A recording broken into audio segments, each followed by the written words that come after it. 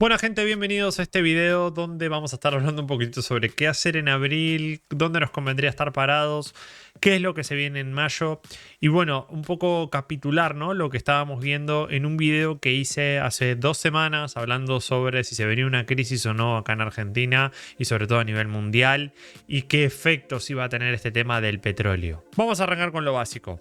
La parte geopolítica sigue siendo un impacto muy importante en el mercado, algo que se está viendo sobre todo día a día, minuto a minuto. Ahora parece ser que hay una pausa de unos 12 días, 2 semanas más o menos, y dicen que estaría todo prácticamente solucionado. Pero bueno, lo cierto es que esto todavía le sigue metiendo presión al mercado. Vemos que un mercado tuvimos una subida en este último tiempo. Y hay rumores donde algunos dicen, che, esto ya se arregla, ¿ok? Y hay otros que dicen, mira, esto no, es pura pantomima y nos vamos para abajo de nuevo. De hecho, el estrecho de Hormuz de nuevo se volvió medio como a cerrar, ¿no? Parece una canilla gigante, ¿no? Y vemos que Estados Unidos mantiene todavía una presencia, ¿ok? Y que no hay una paz real, entre comillas. Se está negociando, se está viendo a ver qué se puede hacer, como les había comentado en ese video, es decir, esta situación no favorece a nadie, le complica la vida a todos, ¿sí? De hecho, China tiene mucho petróleo que pasa por el estrecho de Hormuz y Estados Unidos también ya como diciendo tiene que aflojar con esto porque Donald Trump se juega elecciones de medio mandato que yo creo que ya le van a salir muy mal, es decir, entrar en esta situación le va a salir muy mal, sobre todo porque impacta en la inflación y al estadounidense en promedio no le va a gustar eso. O sea, imagínate si esto escala a mayor nivel en el hecho de una guerra, de mandar tropas y si se muere un soldado y demás. Es decir, sería muchísimo más catastrófico para él justamente para estas elecciones. Sacando de lado el tema de que dijeron van a tirar una bomba atómica o cosas así, no seas tan extremista. Y hay que entenderlo un poco en sentido común. Es decir, si vos tiras una bomba atómica y encima Irán tiene material radioactivo, ¿no? Es decir, el daño sería casi el doble. Y encima dejarías prácticamente todo el estrecho de Hormuz inservible. ¿Qué irías con, básicamente con los trajes esos tipo naranja o amarillos antirradiación a sacar el petróleo? No tiene mucho sentido un ataque nuclear a esa escala. Yo creo que estamos hablando más que nada de bajar tropas y demás. Pero bueno, la tensión se hace sentir y es normal, ¿ok? Es normal. Esta pausa le dio mucha tranquilidad al mercado, aunque sea de un par de días. Pero ahora empezamos a ver otros efectos de este tema del petróleo. Y es justamente lo que te comentaba, que es el dato de inflación. Para cuando veas este video, el dato de inflación muy probablemente ya se haya publicado. Lo vamos a publicar el día viernes, ¿sí? El día viernes publica Estados Unidos y el 14 acá en Argentina. Pero el dato de inflación acá en Argentina parece ser como que no va a bajar. Y en Estados Unidos lo mismo, es decir, incluso en las últimas minutas, que vendrían a ser como un reporte que hace la Reserva Federal, ya están incluyendo con qué medidas vas a tomar con respecto a el efecto inflacionario que tiene un petróleo por encima de los $100. Algunos dicen que incluso hasta podría subir tipos de tasas de interés para enfriar más el mercado, porque el mercado laboral dentro de todo te está dando bien. En las últimas nóminas vimos que se creó más empleo del necesario. Yo no creo realmente que suban tipos de tasas de interés porque sería un problema. Estás agobiando todo lo que es la parte del sector crediticio. Entonces ahí sí se vería una fuerte decisión por parte de la Fed. Creo que por el momento van a todavía mantener una pausa en tasas y recordemos que en mayo viene Warts, ¿sí? Kevin Warts, que es el presidente de la Fed que supuestamente puso Donald Trump, donde bajaría las tasas de interés o sería un poco más, digamos, alineado con esa idea. Pero bueno, el dato de inflación realmente va a ser un dato muy importante y le va a meter ruido justamente al mercado. Y por el otro tenemos la parte de la IA versus la energía, ¿sí? Es decir, los data centers consumen muchísima energía, que básicamente son servidores, ¿no? Donde se alojan básicamente diferentes tipos de servicios, como también, bueno, las inteligencias artificiales. Y de repente puede frenar la transición verde. Siempre se habló, ¿no? Del litio, de energías renovables, de la energía solar. Y ahora parece ser que el petróleo te subió a 100 y se olvidaron de toda la energía renovable que había, ¿no? Del uranio y demás. Y se está empezando a pensar que pueden incluso usar para sostener este nivel, ¿sí?, de uso de energía los combustibles fósiles. Y si vos tenés un combustible fósil alto y encima lo estás usando para mantener tu infraestructura de guía, eso haría que los servicios que vendés de inteligencia artificial, bueno, tengan que subir de precio. Y ahí verá el consumidor si te los compra o no. Toda esta situación en la cual yo creo que la guerra ya está desestimado, no tiene un impacto fuerte, sino lo que más impacto va a tener es el dato de inflación de este viernes y cómo la Fed va a seguir midiendo los datos venideros para después dar un resultado con respecto a la tasa de interés, es lo que más presión le va a meter a un mercado que está muy alto, ¿sí? Un mercado que volvió de nuevo a las zonas de resistencia que comentábamos en el video hace 2 semanas y que actualmente está esperando decisiones y definiciones. Así que vamos un poquito al gráfico y hablamos de eso. Bueno, acá en el video que subí hace 2 semanas justamente estábamos hablando de Kevin Warren en un gráfico semanal y fíjate cómo el mercado, yo especulaba que una pausa a la guerra era muy probable, ¿sí? Fíjate que de 6.496 puntos llegamos a los 6.800, tuvimos ese rebote que veíamos en un gráfico semanal, ¿sí? Justamente acá se dio muy bien.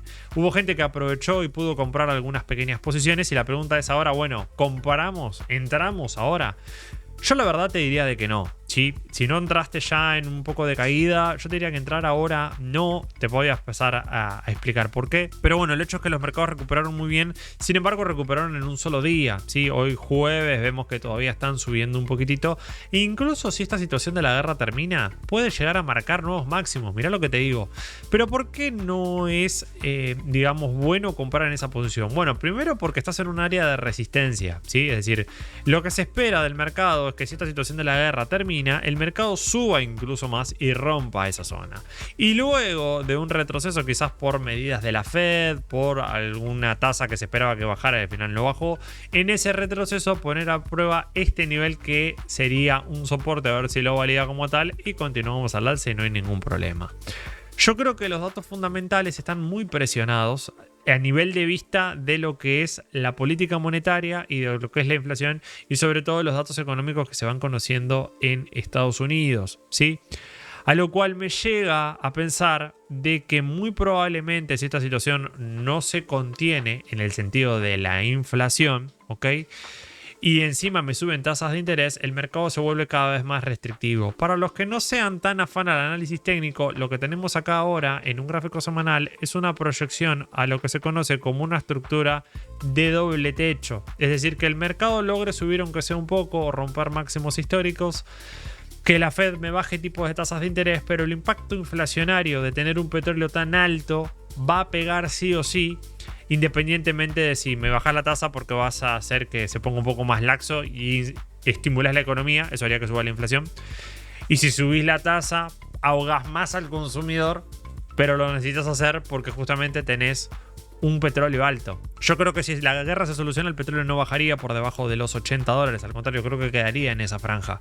Entonces, teniendo un mercado en máximos como lo tenemos, y que la situación no está del todo bien a nivel económico, ¿no? Más allá de los fundamentales de la empresa, vemos justamente que el mercado podría llegar a ser un máximo y podríamos tener una estructura de doble techo, la cual esto daría básicamente para recién octubre, para que te des una idea, ¿sí? Tardaría en formarse esto porque estamos en un gráfico semanal. Obviamente voy a seguir haciendo los videos, ¿no? Pero si volvemos a testear de nuevo los 6.500 puntos, 6.400, lo más probable es que caigamos, que hagamos una zona de resistencia y que luego tengamos una caída muy seria en los mercados. Y esto realmente me preocupa. Si yo me llego a equivocar, no hay ningún problema. ¿Por qué? Porque si yo me llego a equivocar, el mercado sigue subiendo más, va a venir a la zona de resistencia. Bien, y a partir de acá sería validado como un soporte y empezás a hacer máximos y mínimos crecientes y arrancás una nueva etapa alcista y no hay ningún problema. Por eso es que justamente te digo que acá no se entra, ¿sí? Independientemente de si vos dices, bueno, ahora es momento o no coincido con tu visión. Está perfecto que no coincidas, pero los momentos de tomar riesgo sí quizás fueron acá abajo y acá allá arriba no, sino en esta posición en la cual sería la zona de soporte. Bien, acá ya no. ¿Por qué? Porque independientemente de si el precio no logra hacer este movimiento, se va a caer y si hace la estructura de doble techo, justamente igual. Ante ese escenario, ¿cuáles serían los mejores instrumentos? Bueno, hay varios. A mí me gusta mucho la sección de la parte de los ETFs porque me da mucha versatilidad. El XLP suele ser un sector defensivo y muy bueno, sobre todo para estos momentos donde vemos incertidumbre, porque es un sector de consumo. El XLU también, sin embargo, es de utility. Fíjate que ya está subiendo bastante en este último tiempo. Suelen ser sectores que reaccionan bastante bien. Por otro lado, el XLE no lo descarto, no como un sector defensivo, pero sí quizás si tenemos una calma con el tema de la guerra y si ya se soluciona, El soporte más relevante está en 55, podríamos estirarlo un poco más quizás a 55.90, ¿sí? Pero el más relevante más o menos yo lo considero que está acá, entre 56.60 a 55. ¿Por qué no veo un petróleo tan bajista? ¿Sí? Más que nada por el tema de la guerra y porque creo que ya está rompiendo en un gráfico semanal su tendencia bajista de largo plazo. Entonces yo creo que muy probablemente un soporte en 86 o 85 en el petróleo deberíamos de tener, ¿ok? Si el petróleo cae, muy probablemente que es un 13% más, la parte petrolera, es decir, las empresas petrolíferas van a caer, ¿sí? YPF también incluso, acá en Argentina no zafamos de eso. Es decir, van a tener su retroceso. Pero no quita que puedas tomar alguna pequeña posición. ¿Qué pasa con el sector tecnológico como el Nasdaq? Bueno, el Nasdaq va a ser el que más justamente ponderación tiene por parte de las tecnológicas y fíjate que es muy similar en un gráfico semanal a lo que te estoy comentando yo, ¿no? Una posible estructura de doble techo. Y el Nasdaq, este tema de la IA, algo que, digamos, no es que me sorprenda, pero sí llama la atención, ¿no? Por ejemplo, vemos empresas como Nvidia, que Nvidia sí estuvo subiendo, lo estuvo manteniendo bastante bien, de hecho, lo hizo bien en esta pequeña subida que tuvo. Fíjate que ya la tenemos en 183, prácticamente subiendo, pero vemos empresas como Microsoft, MSFT, que tuvo un patrón divergente y no subió. Es decir, la vela está verde, pero ¿por qué está verde? Entendamos algo, la vela está verde porque el precio el día después de la pausa abre acá arriba, ¿ok? Fíjate que dice más 0.55, si yo bajo justamente, en realidad Microsoft bajó 3% ese mismo día. Es decir, la vela termina verde porque el cierre acá terminó en 3.70 y terminó cerrando 3.74. Cerró por encima del cierre anterior, por eso la vela es verde. Pero fíjate cómo tenemos una divergencia y Microsoft no logra subir, no logra llegar a los 400. Tesla, por ejemplo, me parece también otra empresa que hay que ver. Es decir, tuvimos una pausa a la guerra, sin embargo, es como que da la sensación como que sube la empresa, pero hay ganas de bajar exposición al riesgo. Y eso es algo muy importante y claramente es por la tensión geopolítica de lo que se está gestando. Así que todo lo que sea comida, todo lo que sea Walmart, McDonald's, Coca-Cola, PepsiCo, ¿sí? Coca-Cola también dentro de todo, fíjate que está subiendo. Y si sube, ¿por qué sube Coca-Cola? Si es un sector defensivo, algo se estarán oliendo. PepsiCo, ¿sí? Suelen ser activos los cuales no digamos que te cubren ante un desplome de las bolsas, ¿sí? Sino el hecho de que te van a cubrir porque al tener betas bajos van a caer menos que el resto. No es lo mismo una caída en PepsiCo del 7%, que es grande, pero si PepsiCo llegó a caer un 7%, queda tranquilo que Tesla o Nvidia deben haber caído más. Sobre todo lo mismo, ¿no? En un S&P 500, es decir, si en un S&P 500 llegamos a caer desde máximos históricos un 13% o incluso más si desata algo un poco más grande, es decir, llegar a caer al nivel más base de la línea de tendencia, que sería más o menos los 5.300 puntos, estamos hablando de caídas de 23%. Algo similar a lo que tuvimos cuando la Fed subió tipos de tasas de interés, ¿sí? Tuvimos algo similar de 26% únicamente subiendo tasas, ¿sí? No estamos hablando de crisis y demás. Pero fíjate que ya hay una estructura acá que ojalá que no se dé, ¿ok? Porque un mercado bajista realmente agobia, ¿bien? Y necesito realmente que me demuestre la fuerza necesaria como para romper esa zona de resistencia, volver a caer y bueno, listo, quedaría algo así y tendríamos una secuencia de máximos y mínimos crecientes. Si para el resto de las semanas no logramos hacerlo, que lo vamos a estar revisando acá, mucho cuidado con eso. Por eso te digo, en el momento en el que caiga ya no es momento de decir, bueno, entramos en Walmart. Bueno, pasando todo esto, ¿cómo afecta a Argentina y qué es lo que tenemos que tener en cuenta? Bueno, si te está gustando hasta acá y por lo menos entendés un poquitito, si no coincidís conmigo no hay ningún problema, es lo lindo del mercado, tener diferentes opiniones y ver cómo el mercado se mueve en respuesta a esas opiniones y en respuesta a lo que creemos. No soy un gurú, sí, no me creo más que nadie, solamente doy mi punto de vista y con objetividad sobre todo, no en el hecho de que yo crea que realmente se va a caer, sino que creo que el impacto inflacionario de lo que va a tener el petróleo va a ser grande y la Fed no va a poder contener eso y eso a la larga termina siendo un problema. De hecho acá en Argentina lo sabemos más que nadie, así que si el video te está gustando te pido por favor que te suscribas, manito arriba y dale que ya estamos por llegar a los 100.000 suscriptores. Me gustaría muchísimo tratar de llegar este año. Bien, ¿qué pasa en Argentina? A ver, en Argentina tenemos una inflación persistente, ¿sí? La inflación bajaría más lento de lo esperado este año. Milei dijo que en agosto podríamos llegar a tener una inflación del 0,9% o por debajo, pero lo cierto es que ya están viendo una inflación más o menos anual del 29%, que sigue siendo alta, de un gran trabajo que se ha hecho de bajar la inflación. Tenemos un dólar planchado por expectativas de una devaluación, es decir, son bajas, el dólar no se espera que suba, vinieron dólares del agro, así que en esa situación estamos relativamente calmos. ¿Qué pasa con un tipo de cambio estable? Si yo tengo un tipo de cambio estable y una inflación subiendo o sostenida en el tiempo, eso impacta realmente en el bolsillo de la gente. Cada vez las cosas son un poquitito más caras y sobre todo no sentís tanta holgura, te es pesado, ¿bien? Es lo que a veces dicen inflación en dólares, pero en realidad nosotros tenemos un tipo de cambio así, el gobierno lo quiere tener de esa forma, porque si sube el tipo de cambio también impactaría en la inflación, entonces se hace toda una bola. Acá en Argentina se tomaron algunas medidas con respecto al petróleo, ¿no? Que subió, se le puso un arancel del 8%, el CEO de YPF también dijo que por 45 días la nafta no iba a subir, pero sabes que esto es medio un cuento chino, es decir, si 45 días la nafta no va a subir y sabes que dentro de 45 va a subir, eso va a impactar en la inflación, porque es energía, te aumenta el taxi, te aumentaría el colectivo, te aumenta todo lo que se transporta por camión, ¿sí? Por ende lácteos y así, se va generando toda una cadena. Entonces ya por lo menos tenés 45 días de gracia, parecido a las 2 semanas, ¿no? en Estados Unidos, pero bueno, lo cierto es que hay un foco acá muy persistente con la inflación que no hay que dejar pasar. Como vemos, analistas y consultoras del BCRA también ajustan sus proyecciones al alza para marzo, y como vemos, marzo suele ser un mes estacionalmente alcista en inflación, podría dar 3,1, si da por debajo de eso sería un dato bueno. Y los datos muy relevantes en los cuales el petróleo, porque te van a decir que no, que el impacto de la guerra y del petróleo es ahora en este dato. No, eso no es verdad, porque tiene un componente, digamos, medio atrasado. La inflación no es que viene ya de lleno y te golpea, no, va de arrastre. Bien, el impacto, creo yo, de lo que es la subida del petróleo y estos ajustes que están haciendo tanto el gobierno como el CEO de YPF, te van a impactar en la inflación de abril, que la conoces en mayo, y la de mayo, que la conoces en junio. Daría más o menos este escenario, 2,7, 2,5, 2,3. Como un escenario relativamente normal. Como optimista, sí, estaríamos en junio en 1,9. ¿Ok? Ante ese escenario y una tasa de LECAPS que no le llega a ganar la inflación, lo mejor es estar parado en instrumentos por cobertura antiinflación, entendiendo que si la inflación realmente baja fuerte, ¿ok? Con el SER vas a quedar prácticamente igual que una letra, ¿sí? Una LECAP. Ahora vamos a ir igual al gráfico de bonos y vamos a hablar del tema de las acciones. Así que pasamos. Bien, ¿qué pasa en el índice Merval? El índice Merval, tanto en pesos como en dólares, este es el gráfico en dólares, este es en pesos, están prácticamente igual. Esto te das cuenta porque ya prácticamente no hay cepo en Argentina, ¿no? Tenemos momentum prácticamente completos. No me estrenaría tener un pequeño retroceso, ¿sí? Nada fuera de lo común. Pero bueno, el mercado latinoamericano la verdad que se posicionó bastante bien, ¿sí? De hecho, acciones como YPF subieron mucho, ¿sí? Y ahora están bajando. Recordá lo que te decía, ¿no? Si vos tenés un acuerdo por parte de en Estados Unidos y de que esta situación se va a solucionar del tema de la guerra, las acciones petroleras acá en Argentina van a tener un retroceso, pero no quita, ¿sí? Que después vuelvan a tener un alza. Así que si considerás tomar algo de ganancias, no lo veo mal, pero si vas de largo plazo, puedes incluso mantenerlos. Ahora, con respecto al riesgo país, sí estuvo bajando y eso beneficia a los bonos.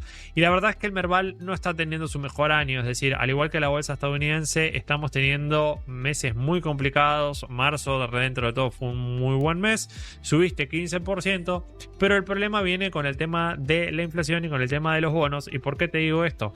Porque si yo me vengo a ver justamente el gráfico en dólares del Merval, vas a ver que, por ejemplo, desde el 4 de marzo hasta ahora subió un 18%, pero si yo lo voy a ver de forma más o menos anual, desde enero, ¿sí? Vamos a poner desde el 2 de enero, prácticamente me subió un 3%.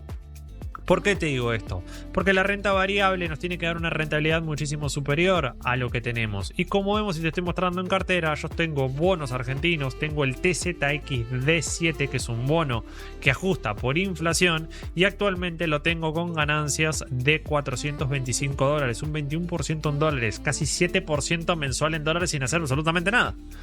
Pero me estoy cubriendo. ¿Cuál es el tema acá? El dólar dentro de todo que bajó, un dólar que se mantiene y un dato de inflación que sigue siendo persistente.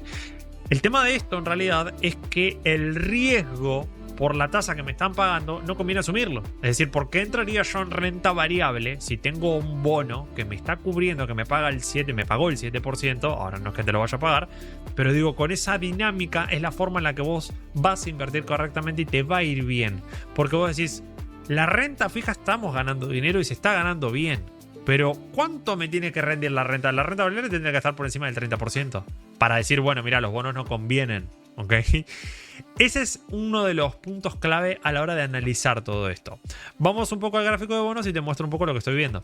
¿Ves? En el gráfico de bonos de lo que vendrían a ser tasa, está clarito. Es decir, vemos que todo lo que es tasa fija de LECAPS y BONCAPS está por debajo. Es decir, la inflación tiene que dar por debajo del 2,4 mensual para que recién me quede igual con la letra, es decir, no pierda ante inflación.